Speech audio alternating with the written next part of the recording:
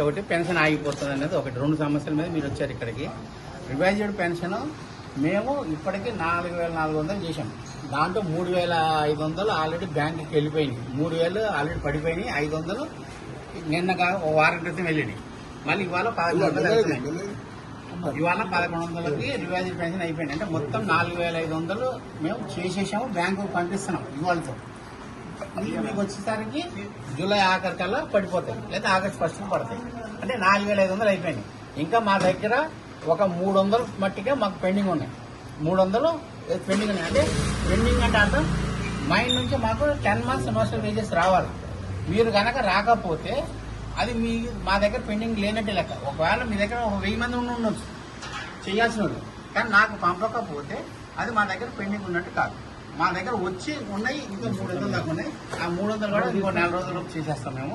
Revised మా దగ్గర అయిపోతాం. రివైజ్డ్ పీపీఓ కూడా ఆల్రెడీ ఇష్యూ చేస్తున్నాము. రోజుకి 100 చొప్పున అటు చేసుకుంటూ వస్తున్నాము. అవి కూడా ఇంకో 10,000 దాకా ఉన్నాయి, అవి చేసేస్తున్నాం. మీరు ఇన్ ఫ్యూచర్ ఎప్పుడైనా వచ్చినప్పుడు ఏదన్నా రిప్రజెంటేషన్ ఇచ్చేటప్పుడు రిప్రజెంటేషన్తో పాటు నేను ఏం అడుగుతున్నా ఒక లిస్ట్ అడుగుతున్నాను. మీరు అవ్వట్లేదు అన్న ఒక్క మాటే చెప్తున్నారు తప్పితే మేము చేసింది ఎక్కడ మాకు కనపడట్లేదు.